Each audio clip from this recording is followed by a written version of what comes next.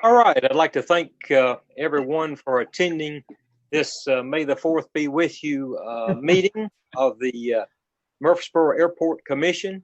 Chad, I'm going to actually let you go down and call a roll of the people that you see there, and I'm going to check them off as you call them.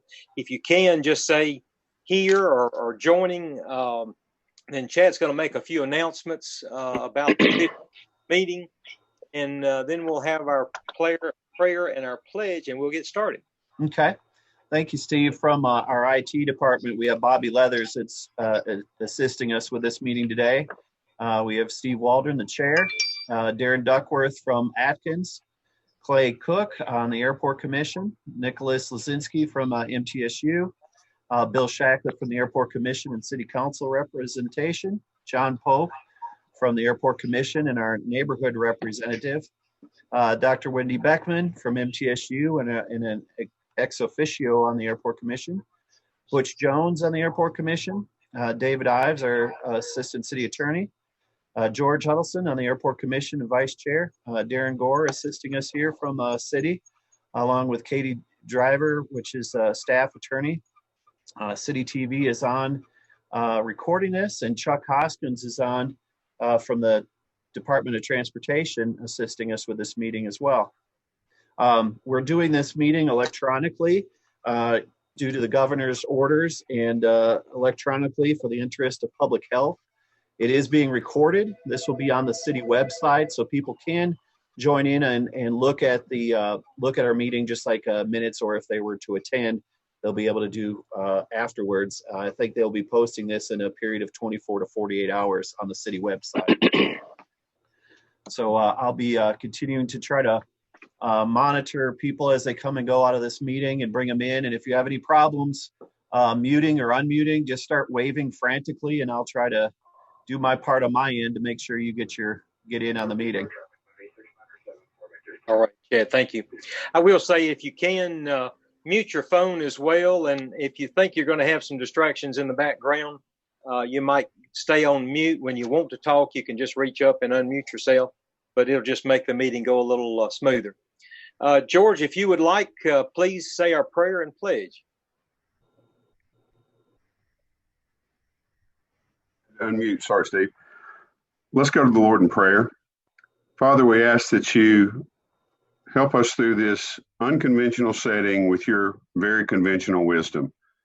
We pray that you do and guide us so that we might do the best that we can for our beloved city and its airport. Be with us and guide us, and be with the health of all of those affiliated with the airport and beyond. In Jesus' name we pray. Amen. Amen. I do not have a flag, Chad, do you? We do behind me. Where? Right behind me on my right side. Gotcha. We will stand, and I pledge allegiance to the flag of the United States of America and to the republic for which it stands, one nation, under God, indivisible, and justice for all. Okay, George, thank you, sir. I think I butchered it, but that's okay. No, you're good. So, as I said, let me call this meeting officially to order. And I hope everyone has had a chance to see the minutes from the past previous three meetings. We're looking for the November 2019, the February 2020 meeting, and the March 2020 meeting. And I'm looking for a motion to approve those minutes. Motion to approve. Second. We have a motion to approve for Mr. Beal. Second. And who had the second? That was Butch. All right, have a motion and a second. All those in favor, please say aye. Aye. Any opposed? All right, motion carries. All right, Chad, let's get looking at item number 3. All right, and I think we'll break this up into 3A and 3B. And while this has been a discussion of that we have had with the Airport Commission over many months, we've really had two projects. The first was being, since we built the TDK hangar and Taxiway Foxtrot. We've had several projects with Atkins to do pre-design kind of estimates, then some mid-level design, and now it's the final design of what will be the taxiway connector from Taxiway Foxtrot to Taxiway Echo. And in between there are some pads for box hangars, and also the beginning of what will be our area for T hangars on the west side of that connector. During those discussions, we were also given a great opportunity with the state to get the economic development grant for the MTSU apron expansion and the actual construction again of Taxiway Echo, which will lead back into and wrap around the MTSU campus. And one of those items that we're discussing building at this time is a large maintenance hangar. So with those two projects and two grants and kind of being balanced here, Chuck Hoskins with Aeronautics Division and Darren Duckworth from Atkins and I have been talking about how to separate these work authorizations between these two grants. There was some overlap, but I think we've gotten that resolved.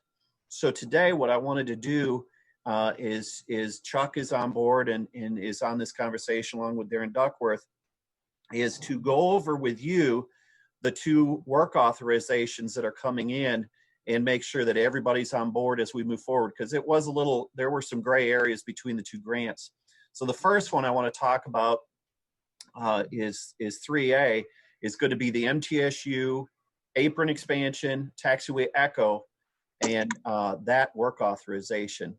So Darren, I'm gonna pull up I'm gonna try to pull up that first drawing that we have. I hope everybody can see that. Is everybody seeing a drawing of the let's see, Taxiway Echo? Does everybody see that? No. No. Okay.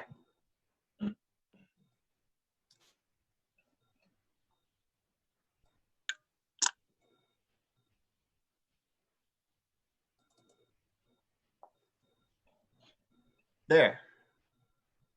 Or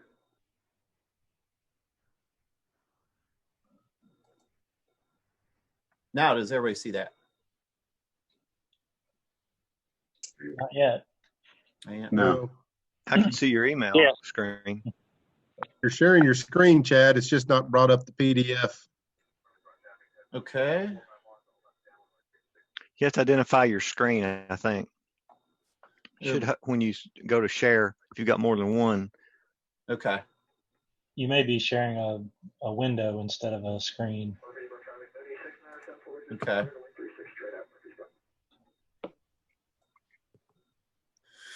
All right, just a second. Give me just a minute.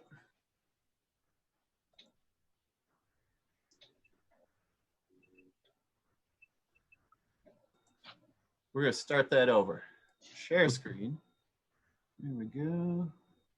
If you printed it or if you have it to look at on an iPad, it should be probably Exhibit 1 would get you the phase for MTSU.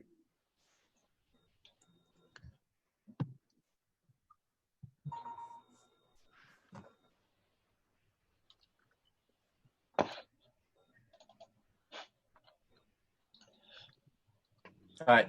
Anybody see that yet?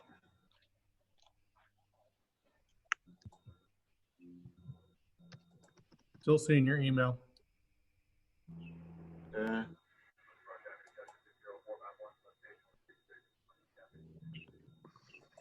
right. We'll work on this. Here we go. Chad, do you want me to try to share my screen with that? This is Darren. Yes, please. All right. Talk me through how to make sure you can share. Well, I think it'll ask you. Let me get to the Zoom here. Share screen.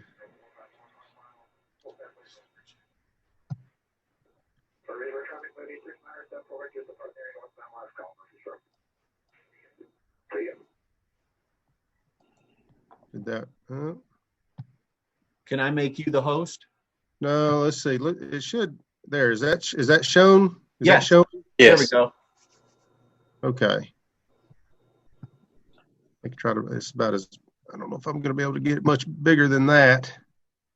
Go to the next. Yeah, there you go. Well, that's not going to Okay. get talking about the MTSU. That's kind of the north end. There we go. Stop right there.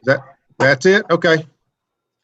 So what we're showing there is for MTSU's expansion, the Airport Economic Development Grant, is the aircraft parking area coming off the main ramp, the aircraft parking area.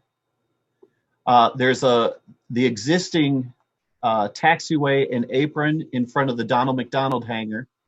And then north of that is a run-up area, an additional ramp area.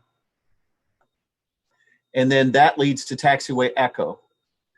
Taxiway Echo comes off of Alpha and extends west. And we're going to try to take it all the way to the ramp that will be the new MTSU aircraft fleet maintenance building, which is around a 16,000 square foot hangar with offices and shop area.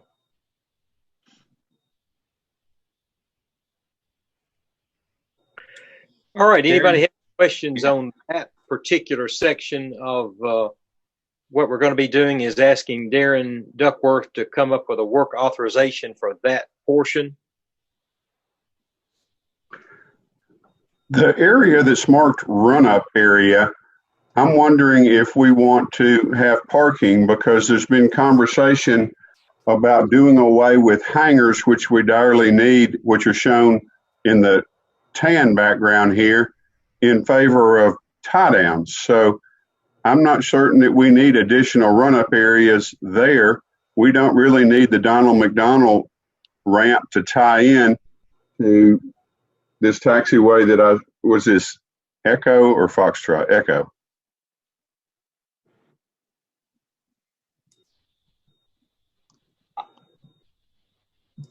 There is another opportunity in this master plan with MTSU between the Donald McDonald hangar and this new aircraft fleet maintenance hangar for additional ramp space.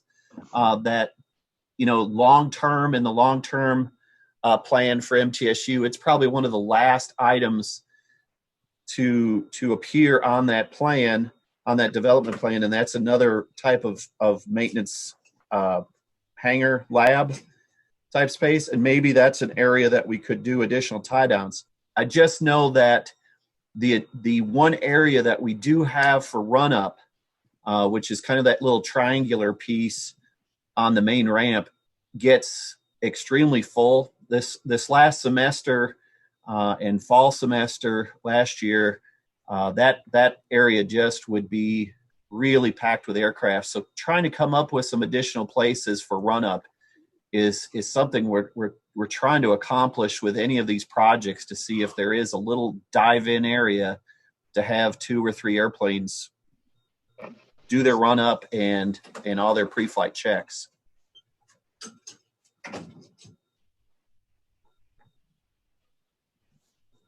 Chad, wouldn't it be better to add a run-up area to the north end of the taxiway? We couldn't before because of encroachments from the park, but I think maybe we can work out something.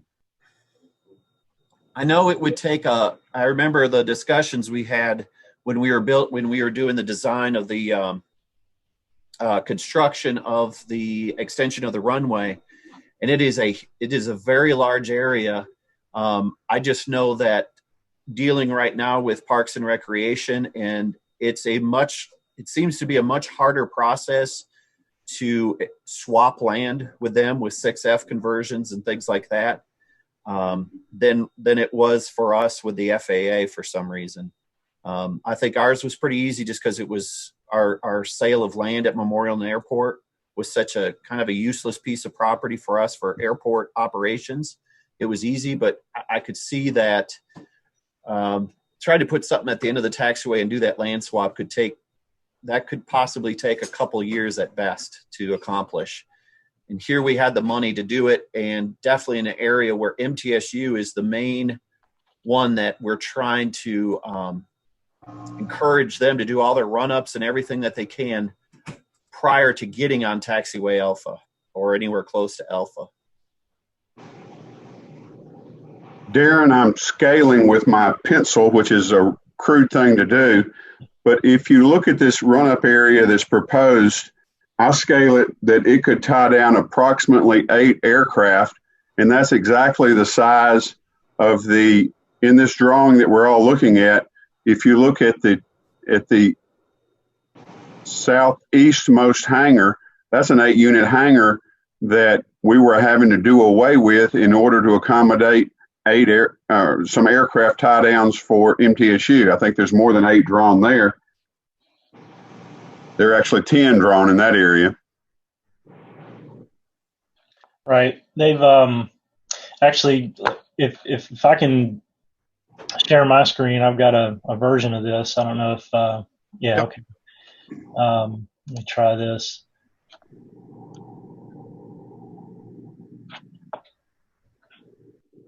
Is everybody seeing it? Yes.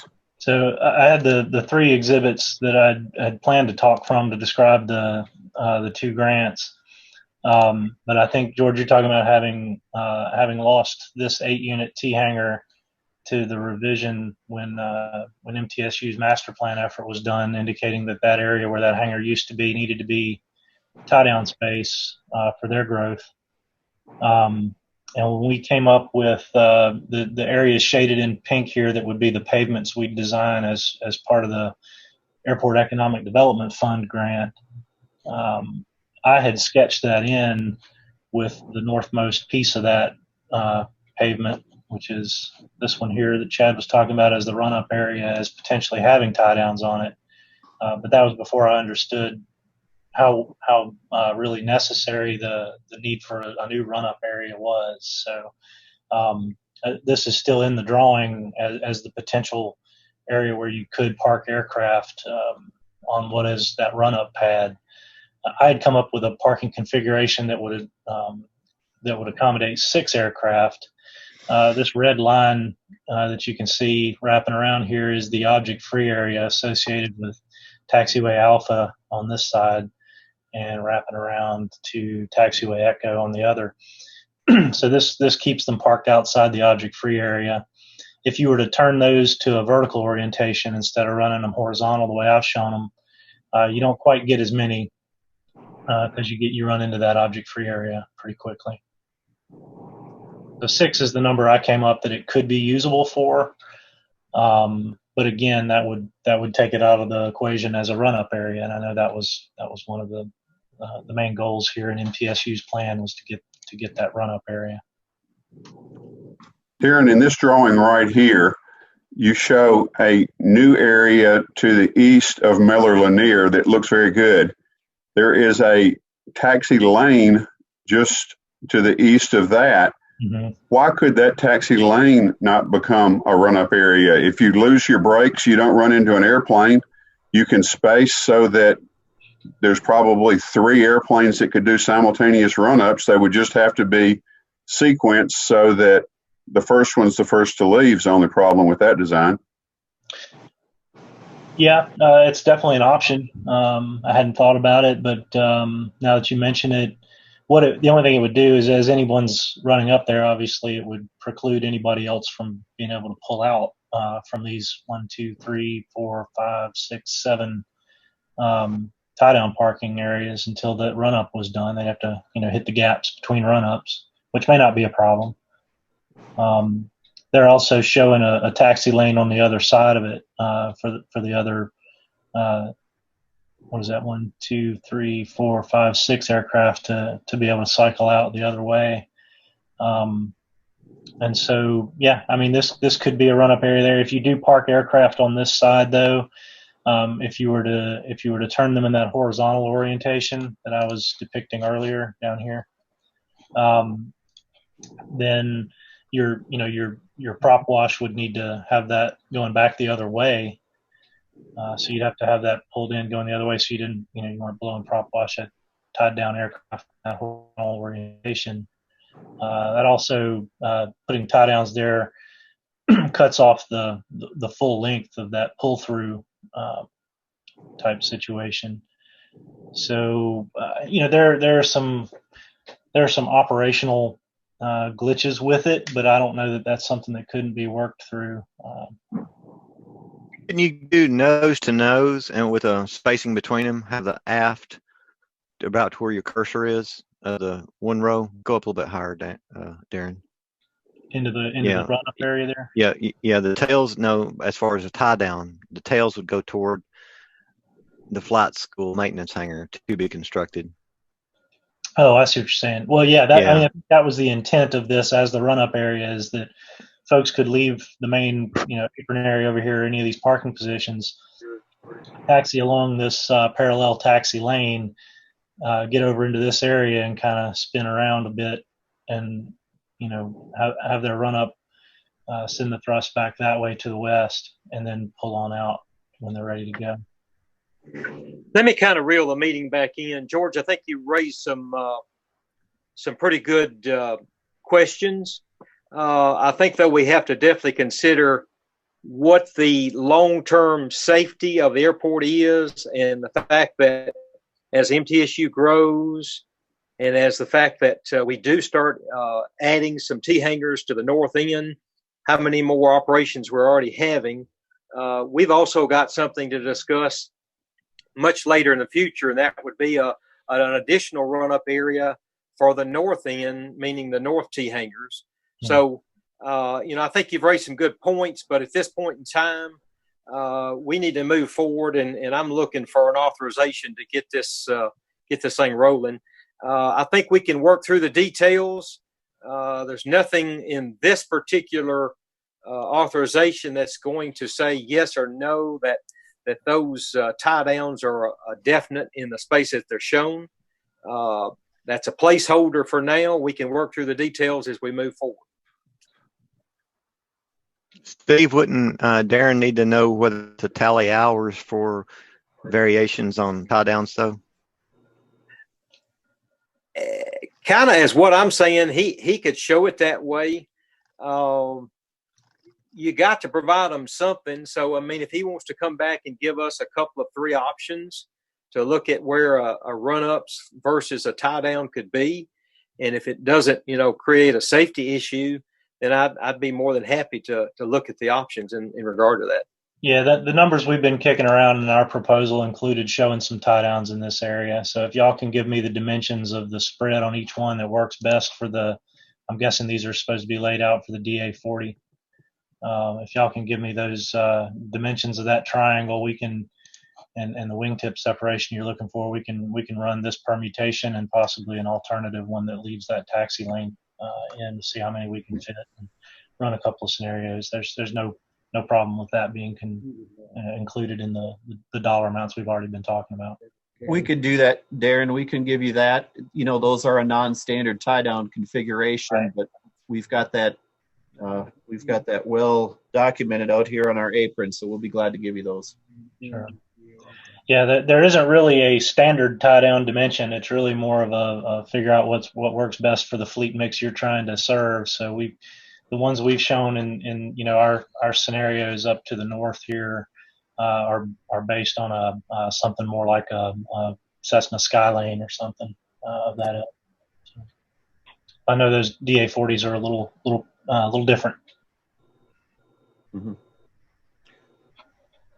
And I believe once we have a drawing before we go out to bid, we'd share that with the airport commission too, either at the 60 or 90% completion. Is that correct, Darren and Chuck? Yeah, we'll have review milestones in the proposal. One other thing, Darren, as you're designing this, the Donald McDonald area and these tie-down areas, the one that's drawn to the south and the one that's proposed to the north, they're all MTSU areas. So wouldn't that mean that your traditional taxi lane FAA specs would not apply, and you could tie them down more closely? You could neck down that exit from Donald McDonald lower than FAA specs? Well, there's FAA specs give you a calculation for taxi lane object free area, and it's pretty simple calculation. It's just wingspan times 1.2 plus 20. So the idea is you get 20% of wander off a center line plus 10 feet of wingtip clearance on either side. And so if you want to design an area for a specific type of aircraft, you can do that. The risk, though, is that if it's an area that's not somehow enforced to keep larger aircraft out, you run the risk of a larger aircraft coming in and having a conflict. I'm not saying it can't be done. It's just something you need to be aware of the risk when you do it, and publish NOTAMs and let your tenants know, get the word out appropriately. Well, we just don't need to, they don't work on the King Air in this hangar. They just work on, the twins and the diamonds have similar wingspan. So I think we'd be good with the formula. You probably would. The only risk would be if the use of that hangar were to change at some point in the future. You may have to come in and eliminate some tie downs in order to make sure that a larger wingspan can get through without creating a potential conflict. Well, If you don't mark it, it's just Apron and wouldn't require a taxi lane OFA though, right? Technically, I like to make it as risk free as possible from the airport standpoint. If anytime you stripe a center line, assumptions get made about how much clearance there might be on either side of said center line. So if we just leave it with no stripe, then that leaves it on the pilot's own recognizance of their own wingspan to know what's clear and what's not. But on the flip side of that, if you don't stripe a center line, well, then you haven't given any guidance, and there's a certain amount of risk involved if somebody has a collision there. They can say, well, why didn't you give me a center line to follow? So it's a gray situation that if you don't provide the right separation, you kind of open yourself up to potentially some risk either way. Steve, I know you're wanting a motion. Don't we need a budget and a funding source before we make the motion? We're just looking for the motion for the work authorization, George. Is there a budget associated with that? Yes, we have set aside, and Darren, you're going to have to remind me of what we're looking for as far as the design effort right now on your part. Right. So the design effort on this was, and I don't have the exact number with me. Shoot, I wish I'd pulled that email up before the meeting here. That one was in the, I want to say it was $113,000 design and bid phase services. And that was included in the grant application for this. So we're within the budget of the 1.6 area, 1.6 to do this project, design and build. Do we need to make the motion with a contingency in there?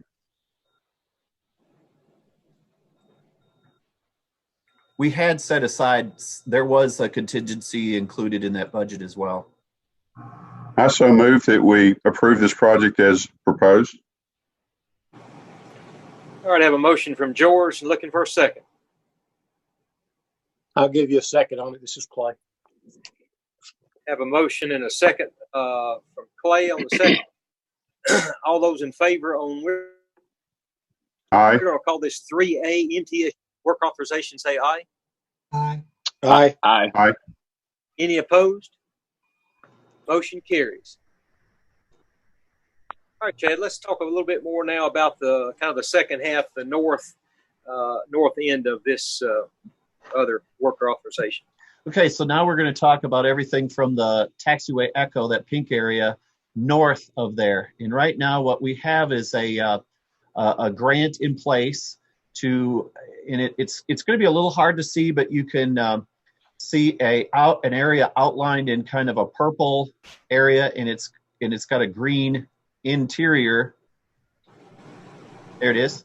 And it covers the Taxiway Foxtrot connector is what we call it.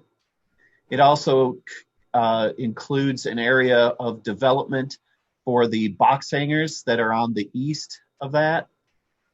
Work on the sinkhole and the stormwater containment area. And then it also includes the construction of one T hangar there on the west. If you recall, in previous drawings, we had on that T hangar, we had an aircraft wash area.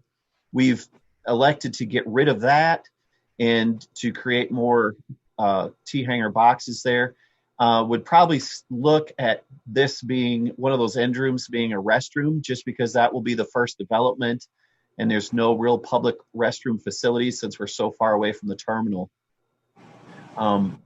We believe that we've got the initial water and sewer lines in place to be able to hook up that building along with the box hangars, and have electricity also in place to connect those three facilities.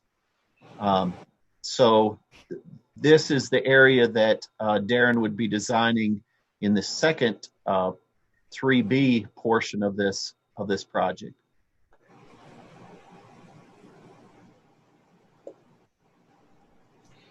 Any thoughts or questions?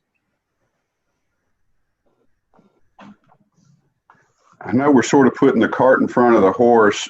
My whole agenda with everything I'm saying today is that we maximize density so that when we build out this north area, we have as many hangars as possible built.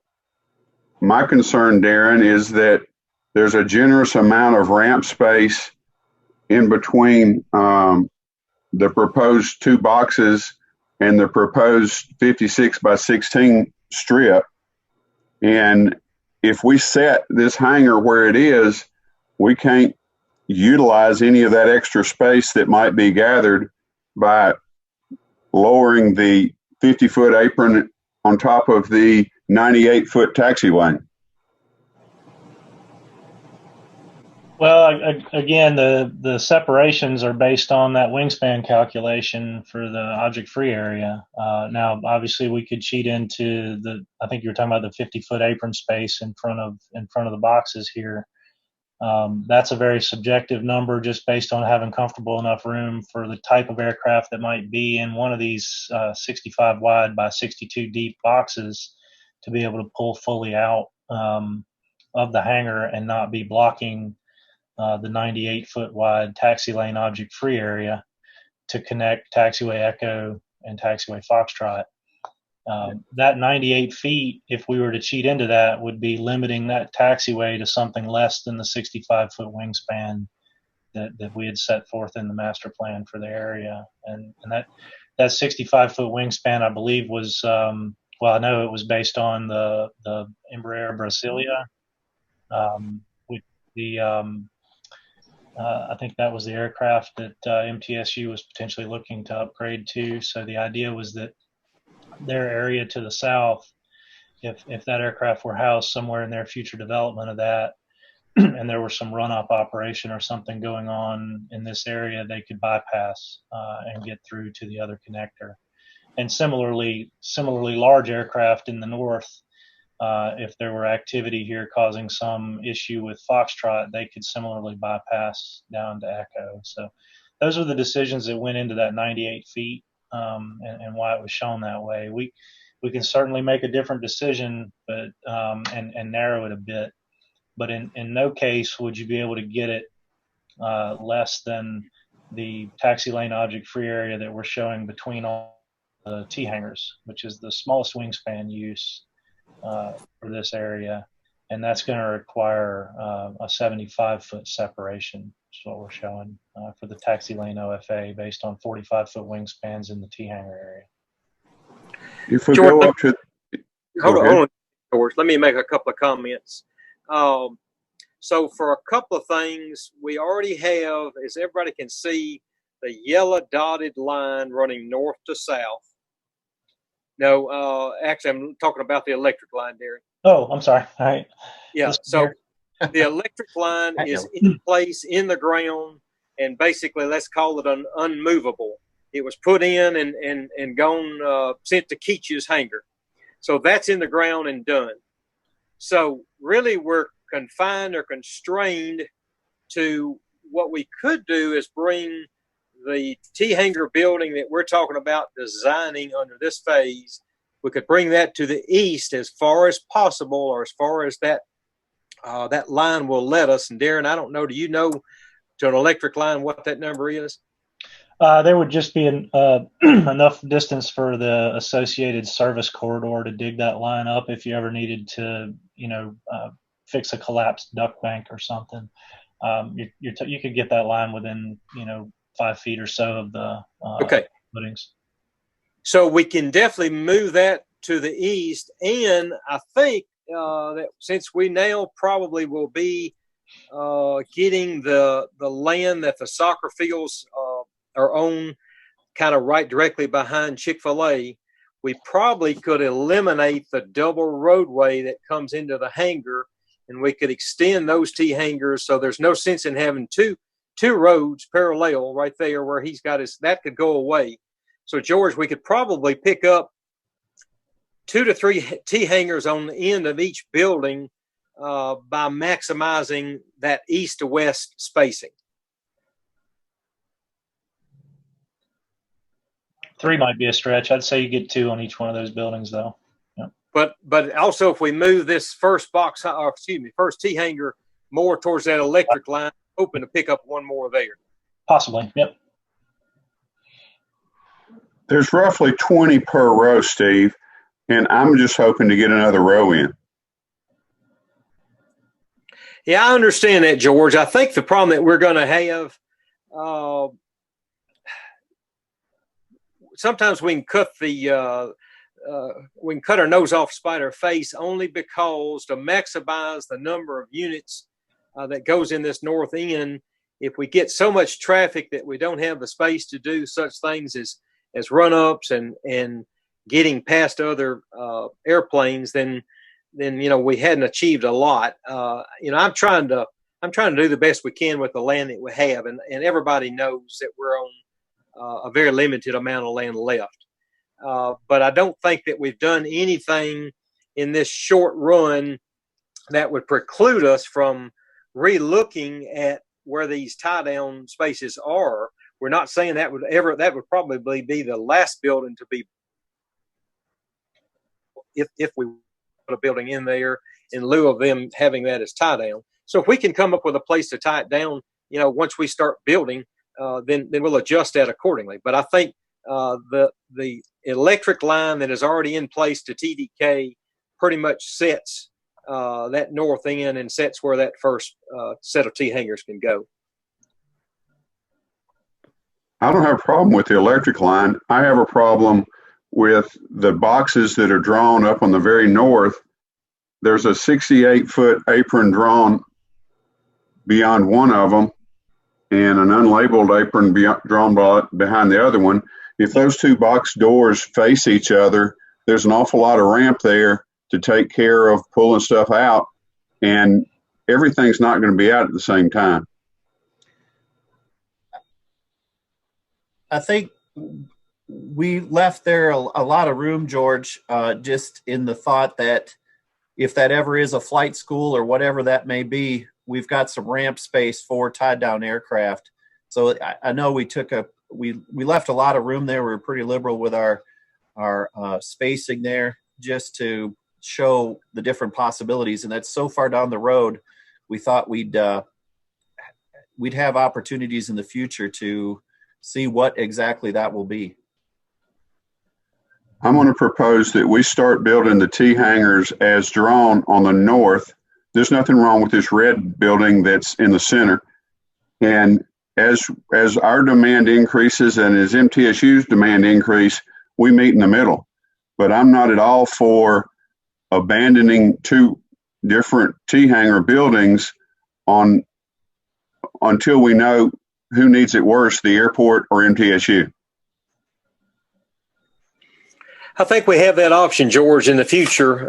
As we said, these are planning maneuvers, and as we go forward, maybe it does change. But we're not building that southern building first because it allows that option. I think really, if we built the most northern T hangar first, that would kind of limit us to say, well, it might be commercial, it might be more T hangar. So that was the reasoning in building the second one down was because we knew that would be T hangar. all we're trying to do is, at this point in time, the way we're going about it is to have more options. Hey, Steve, I had one question. This is Go Clay. ahead. Was there any advantage or disadvantage of the way we've oriented these hangars on the north end, running east and west instead of north and south? I mean, did we look at to see, do you fit the same number in? Do you have the same amount of pavement and taxiways? Whether you orient them, running, like the ones on the south are more north-south instead of east-west?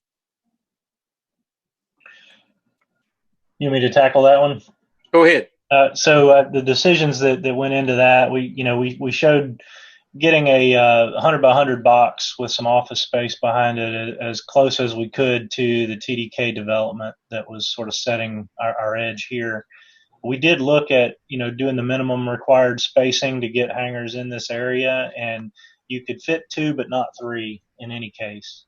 So what we then backed up showing is if we can get 2, then what are the 2 that give you the greatest level of service?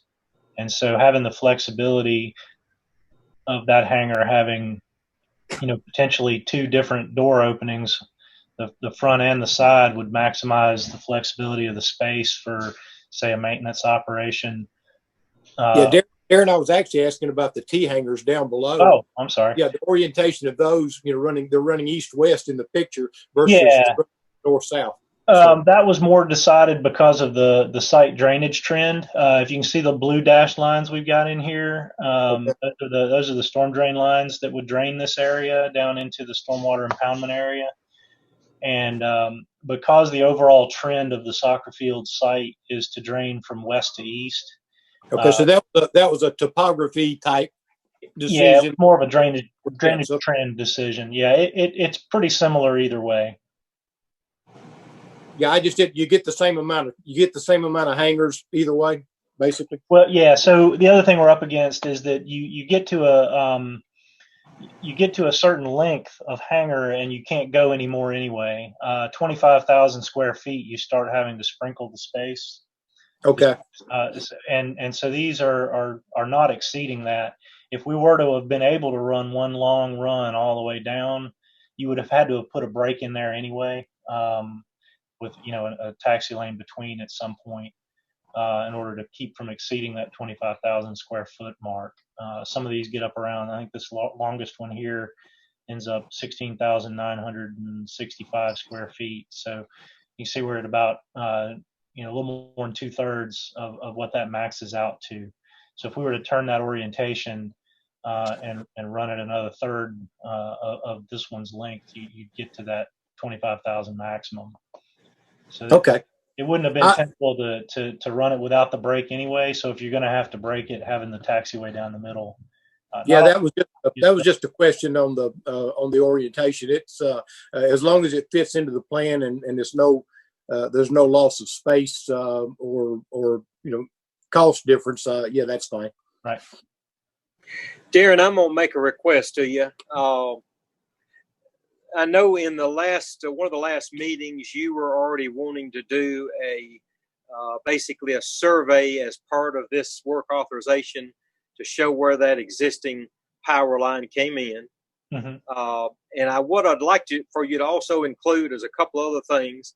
Let's include where the new fence has been moved to, so you can get a dimension on the fence as in play.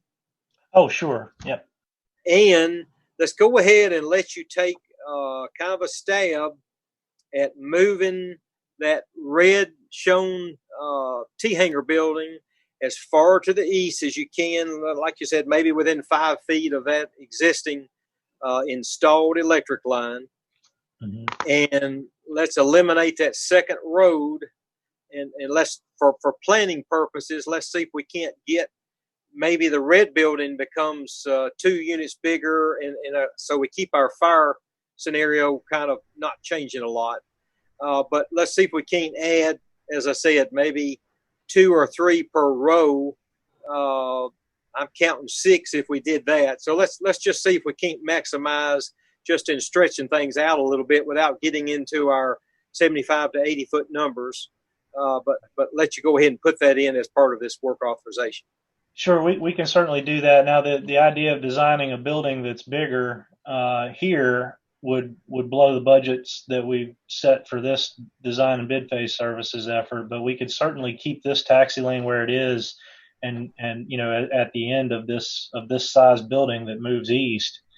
But So if you could gain a unit by moving that taxiway over, I guess I'm trying to say maximize the units in the red building, regardless of what it does for the current kind of design budget. And let's kind of make sure that as we move forward, we're getting the most efficient use of that space as you've got the dot on right now, whether that next little north-south taxiway to the west needs to shift a little. Yes, if that needs to shift, so be it, because you need to work it out kind of per the units in the T-Hangar building. I got you. So you're saying if you could get one more unit Yes. off this one. So if you can, the thing that will change is that each one of these units Move forward, right? Yeah, each one of these units is under the 12,000 square foot size that would require a firewall separation. So not that a firewall is a huge cost item, but our current proposal doesn't require us to design in a firewall separation into the building. So if we were to add another unit to it, we'd press that number and add that element to the design. I think our shortage of land probably will trump that firewall separation cost. Right.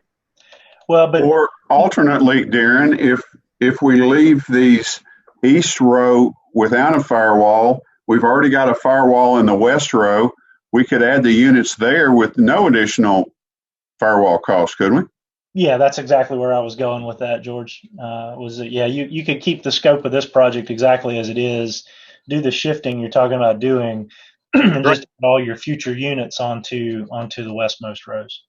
Works for me just as well, but let's just shift them to the east as far as we can, according to how that electric line as built actually comes into the ground. Right. So the maximum we'd be able to get out of it is to get this taxi lane down to the 75 feet. That is the same for the others.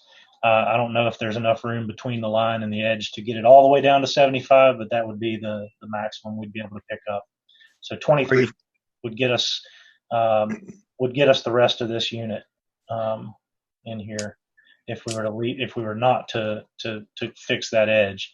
But if we're going to keep this edge and we move this 23 feet and then we move this 23 feet, then we pick up the other half of this unit here, and then we get rid of the road, the double roads, and we pick up the other half of this unit and another whole unit. So we'd probably get 3 more out of each of these 2. Okay. All right. I hate to cut everybody off, but we've got to keep moving, or else we're going to be here till lunch.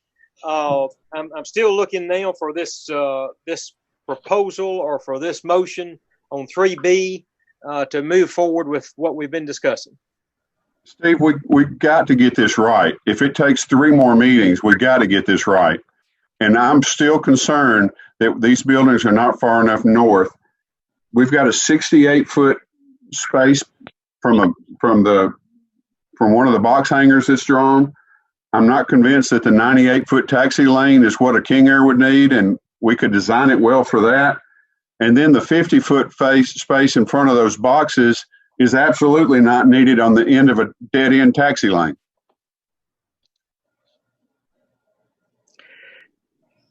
Darren, a question for you. All right. If you moved, put your pointer on the building to the north of the red building. This one here? That building right there.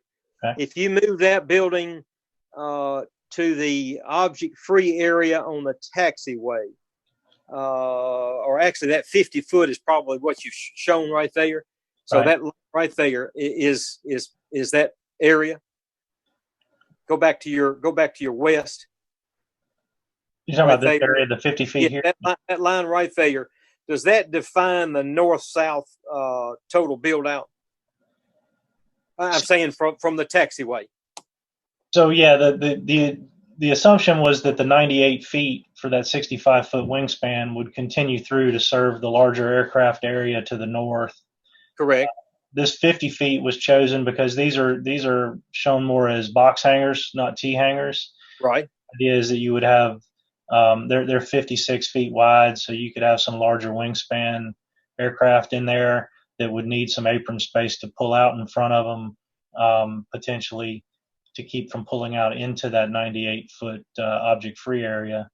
And so that set this north edge. We didn't show that same kind of pull-out space to avoid blocking your neighbors on the T hangars because we had shown circulation routes around the hangars. So if somebody was blocking you one way, you could turn and take a different exit. And just knowing that there's those tend to be that's sort of the rule of thumb when doing T hanger developments, is that those typically don't have that kind of pull out space, but your more box hanger style hangars typically do. And it was also to avoid the situation that we've got down at the south end, where we've got the 65 by 62 deep boxes that don't have adequate space for the T hangars adjacent to them to taxi by. So, George, what's your point, I guess, is what I'm trying to say. He basically, north to south, he's locked you in by the object-free area of the extension of future Foxtrot. So what's your point? What you're saying really is a moot point, because you've defined what you can do for T hangars. Even if you took this one box hanger that he's got 50 foot extra in front of, that he's got his pointer on now, even if you turn that into a T hanger, you're not going to be able to get an extra T hanger row in there if you shifted that to the north, up to the edge of that taxi-free area. That taxi-free area, the Foxtrot does not need to go as drawn, Darren. It can end at the midpoint of those two box hangers. You're going to have traffic coming out of those two box hangers, and Foxtrot needs to be at a reasonable width for whatever might be in those buildings. But where this red airplane is drawn in the box, there's no sense whatsoever in maintaining a 50-foot space in front of it or any of the other four boxes right there, because that's the dead-end taxi lane. So what I'm saying is, even if you pull it up 50 feet, that's not going to get you a whole additional T hanger row in there, I don't think. But then we can look at the 75 feet on all the rest and discuss that. Well, the 75 is based on feet right now on the other existing T hangars that are in the newer section. You've got 75 on the end to end. You've got 80 across from the buildings, and that's what he's got. He's actually got less. He's got less than that now. So you're building them tighter than what you have on the south end already. I'm fine if we put this red building 50 feet north of where it's drawn. That won't improve anything, that was what I'm telling you. It won't let you get another building in to the south of that, George. Until we finish meeting at the south, we won't know that, Steve. This would also enable us to build bigger boxes where those tie downs are drawn. For MTSU? For whomever gets there first.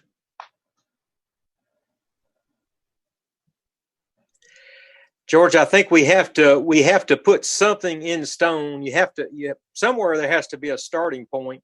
I don't think just randomly moving a building 50 feet because of your desires is the way we go with it.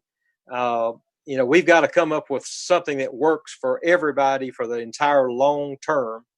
And that means not putting buildings right on top of themselves just to try to value out the dollar, so to speak. It'll be a 2-story carousel if we run out of space up here, Steve.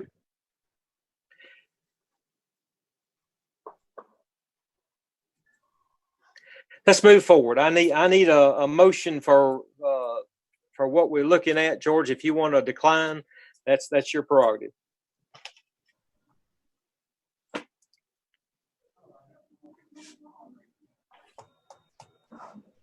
Anybody have any other comments, like to clarify anything? Yeah, Steve, I think the whole point is once you put this one building in place that's in the center, it dictates what you can do north and south from there. Completely. Yeah. And I think we have to do the best that we can in the current situation that everybody's been working on now for over a year, including MTSU and including the Airport Commission. We just have to move forward. You can't hold it all forever saying, well, what if? You're never going to get a perfect scenario when you have to plan something 10 years in advance. You have to make your best educated and best guess and best judgment and move forward. So if you're not comfortable with making that commitment now, then it looks like we'll be holding off this complete phase drawing of it. Yeah, I just didn't see that we would be really causing a crowding issue if we did go the 50 feet to the north, and that way you're maximizing the use of that north area, and then you may, because you're not sure what we're going to have on the south end just yet. So if you do move it 50 feet to the north, then you basically take out of play the option of the building to the north of the red building as ever being a commercial facility. That building that he's got his pointer on right now, if you move the red building to the north 50 feet, then that building would only ever be a T hangar. And we were trying to keep it open so that it could also be a commercial hangar if you had more need for that. Okay. Well, I just saw it drawn as a T hangar, so I didn't think you was going to be needing any additional area. Clay, you could you see that on the one off to the west, there's some parking behind it. There's connection to the road. We could extend that parking, continue it east, and have box hangars there as well. And that was one way. Leaving that room would allow for bigger boxes and things like that. And that kind of, I guess that idea came in to save that as the last one, because when TDK came in, they really upped the neighborhood right there. So we were trying to keep as much commercial or large hangars towards that end of the development, and then kind of go from T hangars down to tie down. And so I think what Steve's trying to show is in that corner right there, that square, trying to leave that option open. That'd probably be one of the last T hangars or box hangars that we build, depending on what kind of demand we get and where we are with our T hangar construction. Yeah, is there any room that anyone sees, because you do have the 98-foot taxiway plus the 50-foot there? Is there any of that could be taken out? Do you think with the current size of aircraft we're looking at? I think if you cut the size down to a 59-foot wingspan, which is what the King Air 350 basically is, you have 15 feet to both sides of that. You could cut the number down by 8 feet, 7 feet, 8 to 9 feet, max. You're not talking a lot of space, but if you move the main quantifying aircraft to a King Air 350, we could pick up 8 or 9 feet. I do like, for example, that north end of being large and plenty of room for whatever that is in the future. For example, just the other week, I got a request. Sam Huddleston got a request from Chamber of Commerce for a company looking for a large hangar, and it just so happened this was a very large hangar. It fit in that space up there on the north end and had plenty of ramp space that would connect right into Taxiway Foxtrot. I don't know what that company was. I don't know if we'll get a nod at it or not, but I have a feeling in the future there may be other opportunities there. And we've got that room to the north, whatever that is. I think we've tried to show what 100 by 100 hangars would be. It may be a long, narrow hangar, kind of like what we're building for Mike Jones. Who knows? But we've got that area for future growth and development area. And I think we're bringing up the T hangars or box hangars about as far as we can and still leave that open for whatever that future may bring. And if that's large aircraft, we've got to leave a little bit more room for them to get in, get out, maneuver around each other. So the north end, I really like keeping that open for now. Yeah, if we're going to do commercial box hangars up there at all, I'm okay with that space now. Hey, Steve, also keep in mind that this future land, if we are able to do an exchange, this I know that this is our master plan, but that is subject to change in the near future. If we do acquire that additional property, I could see it reconfiguring this. So I'm not saying that we don't need to consider all these items that come up, but this can change drastically if we get that 7, 8 acres out there, because we'd have to go in and rethink this master plan. So to me, I like the plan, and I think we have to go with something for now. But if that property comes up, we're going to be revisiting this whole master plan, and hopefully that does come to fruition in the next year. And again, depending on, just like we had a request from the chamber for a large hangar. I mean, whoever comes first is going to also set some of these parameters in funding. That's the big mechanism here. What do we have funding for? Are we public-private partnership with people for some of these hangars? Is this going to be something that the city's got to fund? I think we're a little early in the game to try to come in and lock down a plan that says, this is it. This is set in stone.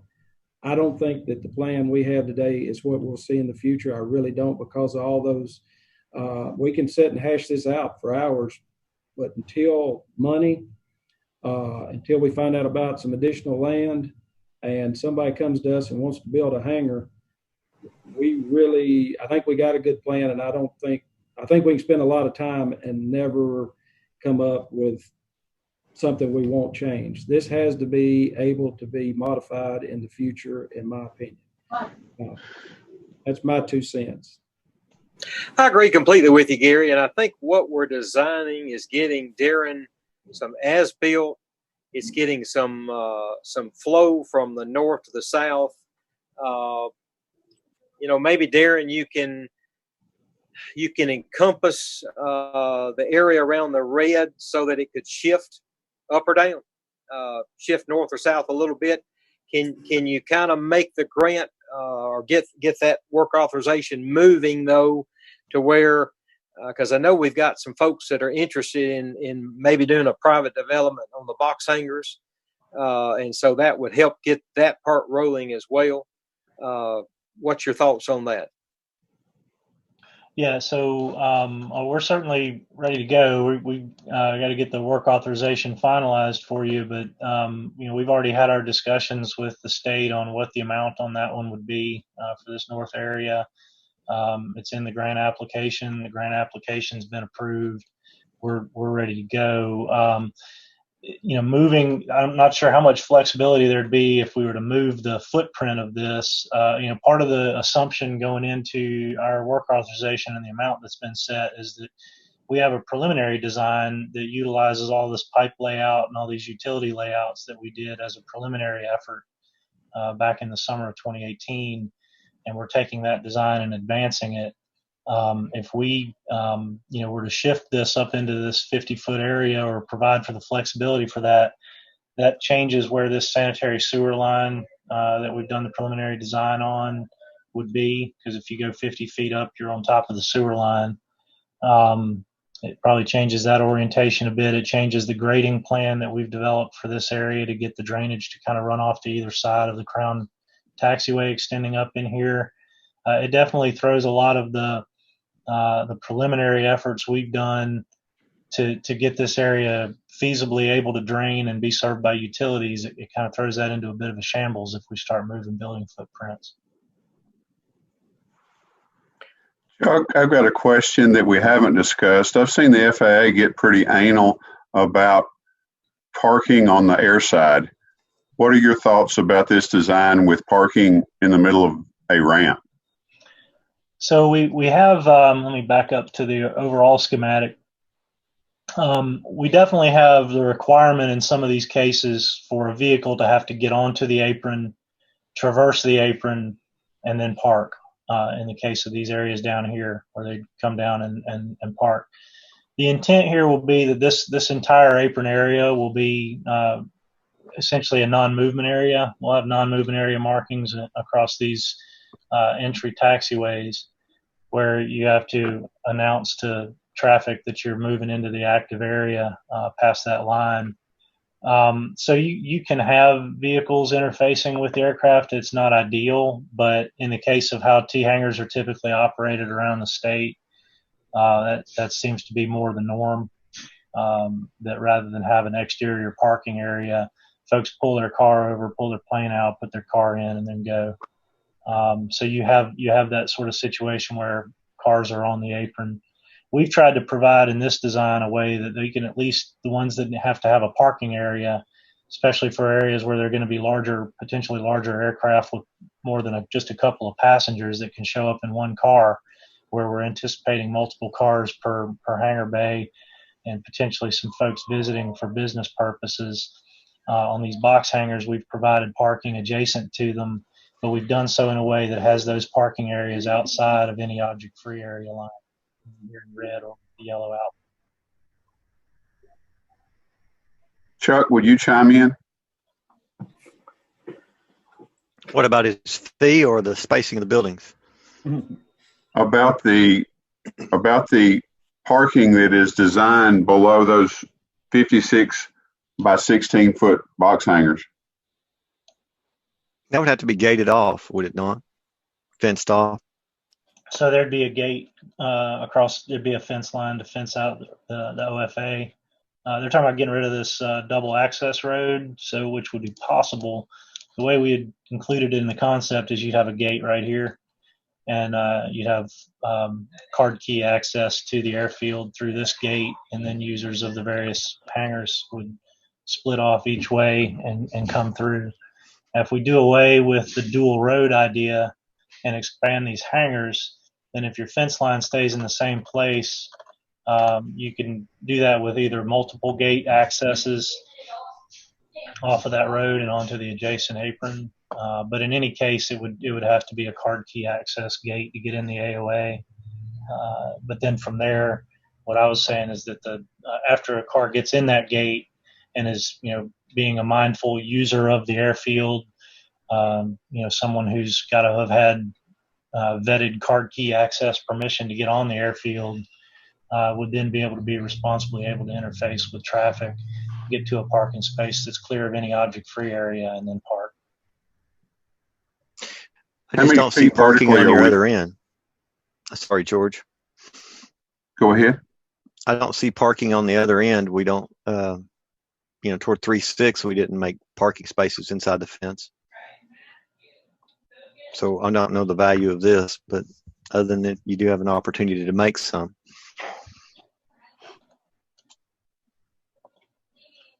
We proposed it just as an enhanced level of service issue. Folks with a larger box might want space to park some cars outside of it and nearby to it.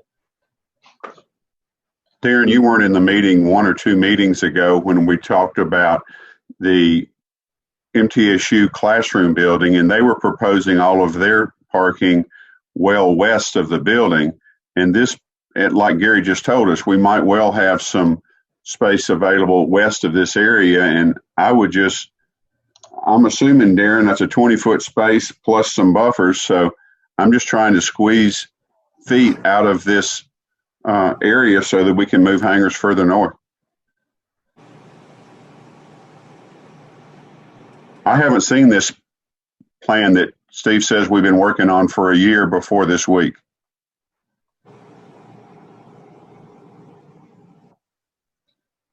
I think it was the MTSU jumble that's kind of clouded the for me as well, George. But now that we've got MTSU lined out, or at least y'all do, speculatively, this is a new shuffle.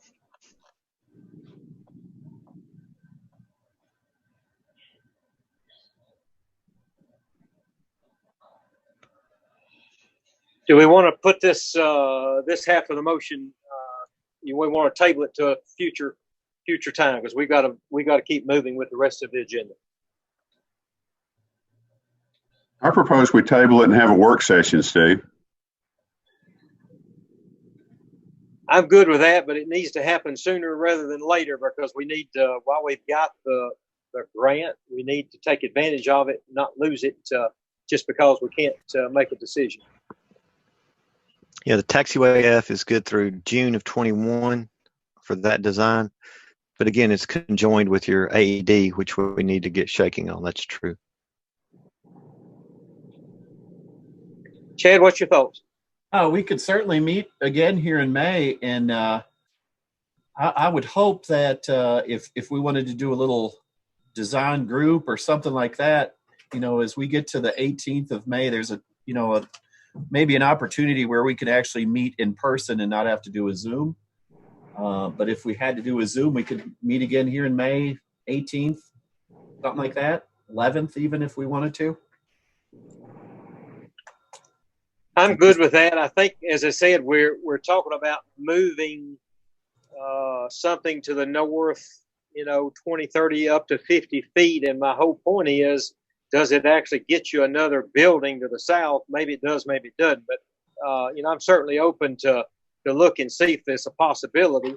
But I also don't want to design this north end so tight that we've got people jumbled all over top of themselves and we wind up having safety issues because of it. Let's move forward, though. We'll table 3B. Let's move on to item number 4, Chad. Okay. Number 4 is we are moving forward using some NPE money to do a survey of the south end runway 36 approach for a better, more specific tree plan of managing that approach. That is a item that is getting the state is getting more serious on. It's an area that we continue to have issues with. It's something that we manage on a year-to-year basis and really need to get beyond managing on a year-to-year basis and really get out to about a 5-year, if not 10-year period. To do that, we've got to look at make some tough decisions on how we're going to manage that area. Quite a bit of that space is already under an avigation easement. Some of those trees are going to fall outside of that avigation easement, and we'll have to use our height ordinance to get in there. But this may require more removal, replacement, and it's a conversation that we have to have with the community and look at. So this first step is really just to get the survey information. It's around a $23,000 survey, aerial LiDAR type of operation. And from that, we can take a look at what does it take to get our 20 to 1? What does it take to even clear the 30 to 34 to 1?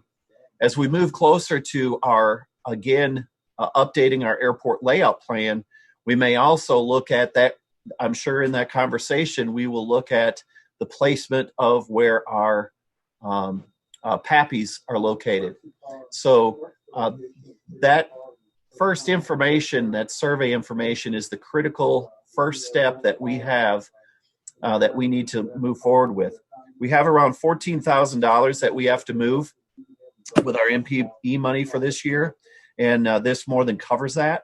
So I'm looking forward to getting this project going. I just want your approval to move forward because I think this is critical to our future funding. I think it's critical to maintaining our approaches and moving forward with safety. This is John. I'll make a motion to approve. We have a motion. I need a second. Second is Butch. Have a second from Butch. All those in favor, say aye. Aye. Aye. Aye. Aye. Aye. Any opposed? Motion carries. Thank you. All right, Chad. All right. The next one is we are working on the fuel farm, and I did provide for you a look at the orientation of that fuel farm as it would sit in the area just north of T Hangar Alpha. It is a design where we have aircraft self-service of Jet A and avgas on the north end of those tanks. We have the ability and the spacing for a third avgas tank if required in the future. As we look to MTSU's growth of their aircraft fleet, that would be the ideal choice, is to get a third tank in there. And then the loading and offloading of fuel would be on the south end of those tanks, where that would be in a contained type of parking and delivery system there as well. We're working with Griggs and Maloney on the design of this, who is working in conjunction with Rebel Services and Titan Aviation Fuels. We're negotiating what we can do with Titan to either extend the cost of this or what they will provide for us to get this fuel farm moved from the terminal area to this area here. You can see that we're going to provide a lot of containment and things like that. So at first, I just want to make sure that this is something that you envision, the Airport Commission envisions, sees this as a good location and a good operational use of this fuel farm and in that location there.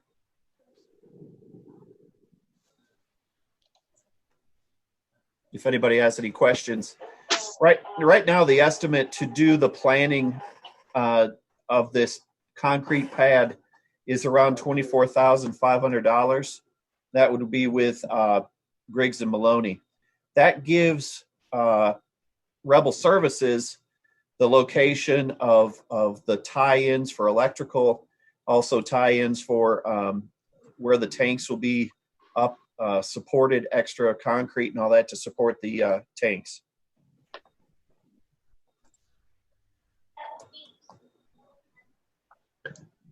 Chad, as we talk about growth, we're going to need to be able to fuel more than one airplane at a time. I realize the avgas truck will allow us to fuel two, but my question is, how would you envision making this so that it could have more than one fueling point? And how would you envision bringing a transient? Are you going to tow their airplane from here over to a tie down so they can go to the new terminal, or how you envision that flow? What we've been doing right now, since we've had the fuel trucks in operation, is we are trying to get the customer from the beginning when they're coming off the taxiway and getting them into a tie down spot. Most of them know coming in that we have, if they've done their homework, that we have full serve and self-serve. And it seems like if they want self-serve on their way out, they're picking up the self-serve and taking care of it on their way out. So we have really eliminated having to tow aircraft, and most of them are enjoying the fuel service from the fuel truck. So there is, I guess, the capability, and we could look at that in the design to be able to have two self-serve units and be able to do two fuelings, self-serve fuelings if they wanted there.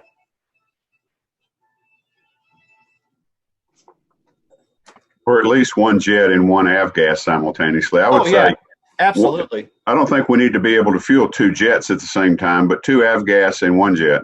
Yeah, the key to us for self-serve, we do not have self-serve jet capabilities right now. The Fuel Master system is not tied into that. But this is key, I think, to moving forward. We've got an arrangement right now with Life Flight, and we'd want to make self-serve fuel available to Life Flight at night. It's the arrangement's good, but it's not a perfect situation. So we could improve that with this new fuel farm. Do we have an estimated budget of what this project might cost at the end? In the end, we're told we're still on that $800,000 to $900,000 range for fuel farm and concrete pad. What we're trying to decide is how we will handle. I really believe what the direction this is going is that the city, the airport, is going to have to provide that pad, and then the fuel system itself is where we'll be negotiating with Titan to see how we can break up that cost or what they will be able to provide for us. But it looks like from everything I'm dealing with is that we're going to have to provide that pad. And there are some, I've talked with Ryan Maloney this morning, and there are some things that we have to do, for federal regulations and all this for this pad and containment. And there's some things that we're designing right now for the future, but we could maybe put off the cost of that today and create those opportunities for the future. such as the truck containment and things like that, is not required right now. But while we're pouring concrete, it'd be great to do it now. If Darren draws taxi lanes around this project like he did the hangars, we might not have much space left where it's proposed. We're clear, and we're clear of the height restrictions. We're clear of the taxiway, and what I try to do is maintain a good flow of traffic in and out of the T hangars and out of the future area of where the Mike Jones hangar is going. Any other questions on the fuel farm? Motion to approve. Have a motion from George, looking for a second. Second. And who was that one from? Bill. Have a motion and a second. All those in favor, please say aye. Aye. Aye. Aye. Any opposed? Motion carries. Thank you. Chad, item number 6. Item number 6 is, and I did meet with each one of you. I think you've all given me some input, but I think it is important that we do this officially at this meeting, is given the surely the extreme situation that we have economically post the COVID-19, and as we continue to do with the COVID-19, typically what we do is we put our adjustments to our hangars. We activate those in July 1. I believe everybody's in agreement that we put that off, look to see what happens this fall.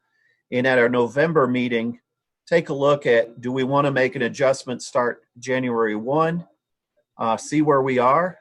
Maybe that gets delayed again, but I think given that this is economically going to impact everyone, I think everybody was of the agreement that July 1 is not a good idea to up the hangar rents or tie down rents and see where we're going.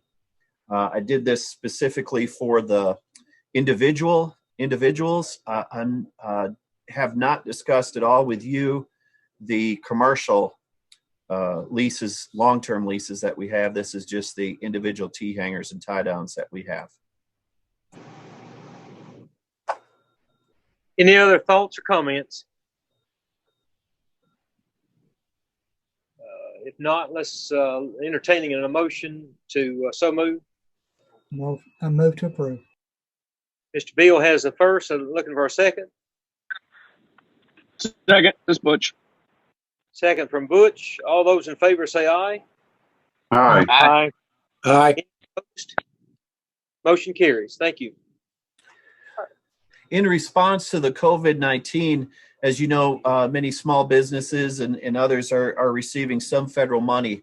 Part of that program also was dedicated to general aviation and commercial aviation. And just a few weeks ago, we were informed from the FAA and through the Tennessee Aeronautics Division that the Tennessee airports are receiving certain amounts of funding. The commercial airports have individual numbers as to what funding they'll be receiving. General aviation, there's a couple different breakdowns.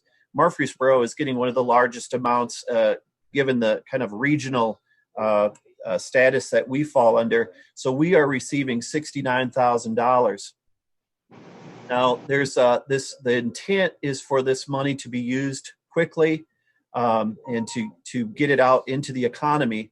So there's a number of things that we can use this funding for, from payroll to debt service. There's even some discussion of having to buy aviation fuel if we're the only FBO on the airport. We're still getting some guidance from aeronautics, but we're definitely kind of getting some ideas put together as to how we will use that money. There'll be some sort of grant. I understand the grant is good for about 4 years, but I definitely think the intent is to get this money going and now.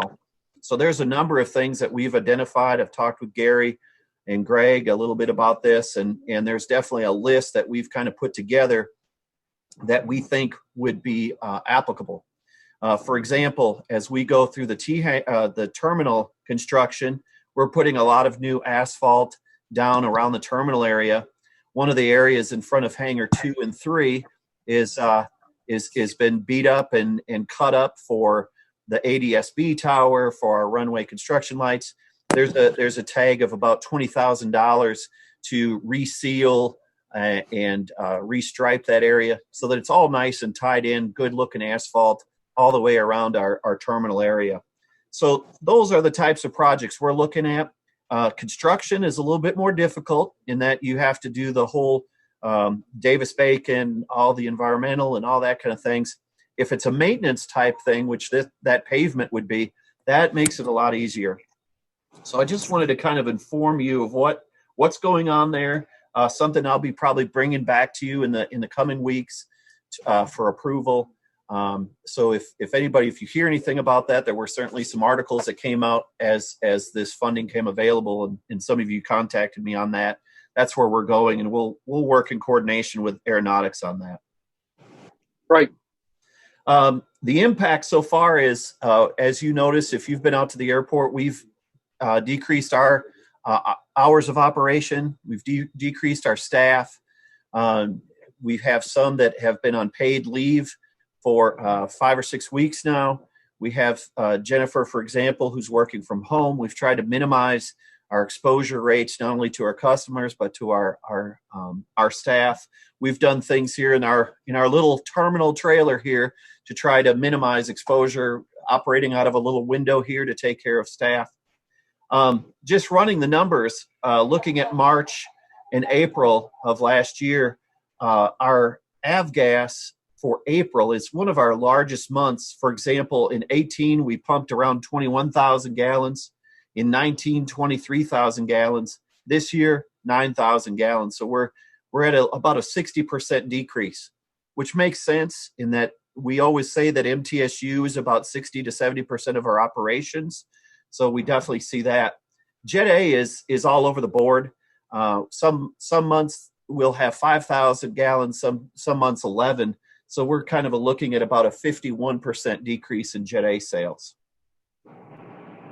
We are working this Wednesday. We're going back to our regular hours. We are seeing an increase in number of operations, especially in the nice as we get into the evening hours.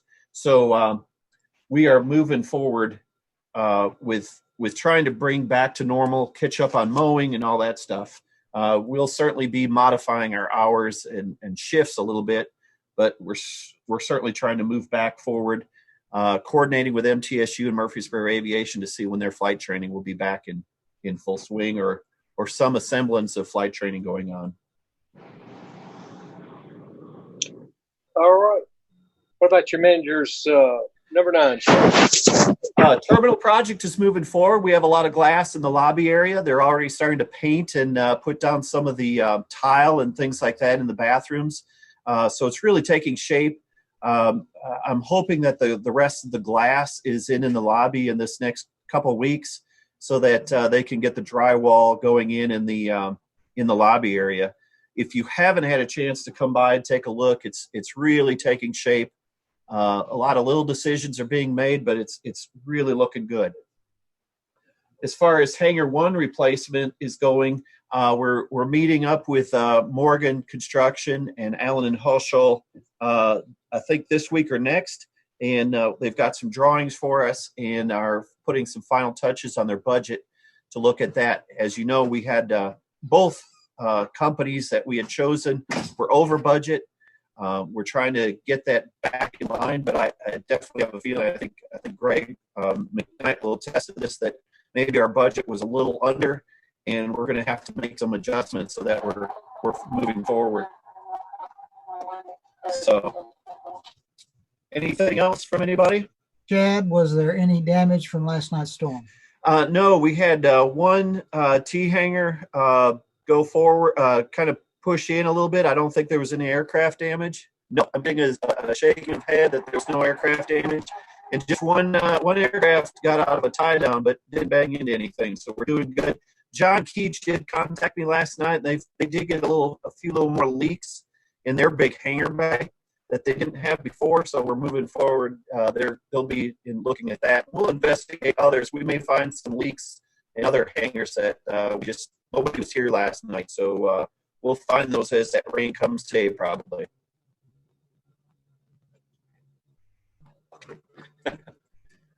All right. I don't have anything else. If anybody else does.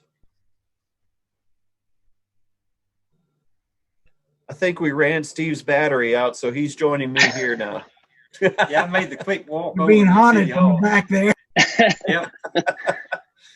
Any other comments or business that needs to be brought forth? If not, remember we've got a tentative June 1st meeting as a regular meeting, but we may definitely set a earlier workshop session if we can get together to try to work out the details on the other north end. But otherwise, we'll stand adjourned unless somebody else has something else to say. Steve, would it be better to recess this rather than have to go through public notices, or is it okay to adjourn? I think we'll recess. Let's recess it. I think might work actually better, George. Hey, Chad, this is Darren. I know that Craig mentioned earlier that he may try to have an in-person council meeting this Thursday. Obviously with the social distancing criteria that the CDC recommends, but it looks like we're going to start trying to have some limited in-person meetings coming up. So, and that's great. And I think we have some opportunities that we could set this up in a more open area. And I'd sure like to do that in person. There's some meetings that Zoom works well with, and there's some that you just have to have face-to-face.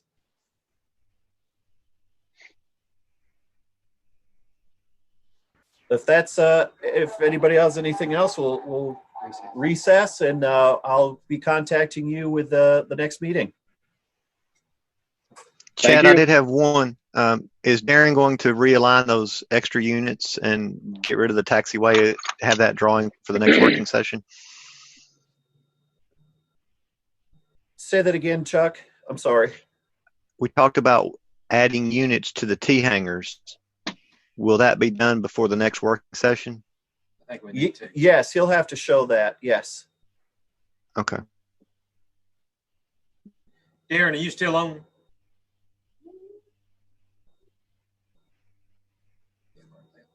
We'll get with Darren and get a couple of different scenarios before we get back together, so we've got something to look at.